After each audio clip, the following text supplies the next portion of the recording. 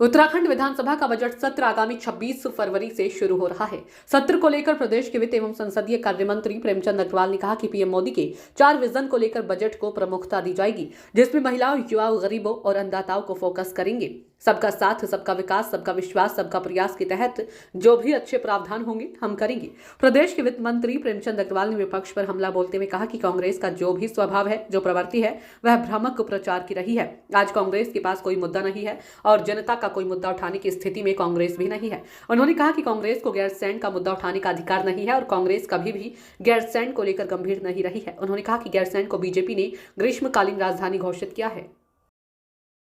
दोहरा रहा हूं, जिन विभागों के अपेक्षा अनुसार जो हमने बजट उनको आवंटित किया था, और ये अभी वित्तीय वर्ष का अभी समय हमारे पास बचा है, उसके बावजूद जो लोग या तो कम खर्च कर पाए हैं, नहीं खर्च कर पाए हैं, अपेक्षा अनुसार जनता का विकास नहीं कर पाए हैं, तो उनके खर्चों में, उनके बजट में हम कटौती कर रहे हैं।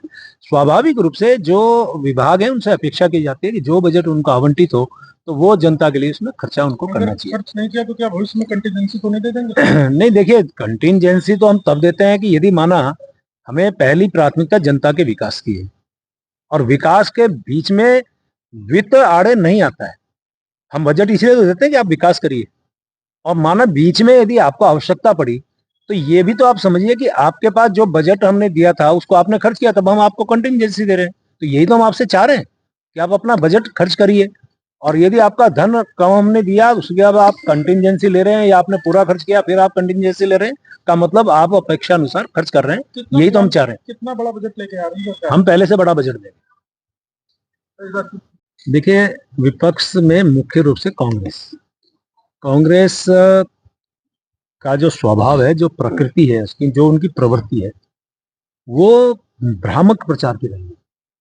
और आप ये देखिए कि आज कांग्रेस के पास कोई मुद्दा नहीं है, वो जनता का कोई मुद्दा उठाने की स्थिति में नहीं है। ये कह रहे हैं हम गैरसैंण में हम इस सत्र को करते, लेकिन जब यदि माना अनेकों विधायकों ने ये लिख के दिया कि ये सत्र हमारा देहरादून होना चाहिए, और उसमें जहां कांग्रेस के विधायकों के भी सिग्नेचर हैं, अन्य विधायकों, निर्दलीय और भारतीय जनता पार्टी के विधायकों के भी सिग्नेचर हैं, तो क्या सरकार उनकी भावनाओं का निरादर करे? और आपके पास यदि कोई मुद्दा नहीं है तो गैरसैंण का मुद्दा बनाने वाले आप होते कौन है कि जब गैरसैंण के बारे में कभी आप गंभीर नहीं रहे? गैरसैंण को ग्रीष्मकालीन राजधानी भी किसी ने घोषित किया तो भारतीय जनता पार्टी ने किया। इससे पहले मैं अध्यक्ष विधानसभा था, तो आप जानते हैं, चाहे 15 अगस्त की बात हो, 26 जनवरी की बात हो, अनेकों सत्र करने की बात हो, हमने गैरसैंण में किए। इससे पहले वाला बजट सत्र भी हमने गैरसैंण में किया। और आज आपके माननीय विधायकों के कहने के बाद यदि हम देहरादून में कर रहे हैं तो हम तो आपके भावनाओं का आदर कर रहे हैं। ऐसे में आप मुद्दा बनाने की कोशिश कर रहे हैं क्योंकि आपके पास कोई मुद्दा नहीं है। फिर आप कह रहे हैं साहब वहां पे हम लोग जो है एक को मुख्यमंत्री बनाएंगे, किसी को मंत्री बनाएंगे, क्योंकि जनता आपको पूरी तरह से आपको नकार चुकी है। यानी कि जनता आपको कभी मुख्यमंत्री और मंत्री बनाने वाली तो है नहीं। अब काल्पनिक रूप में तो आप बन ही सकते हैं, वो तो सपना कोई भी देख सकता है।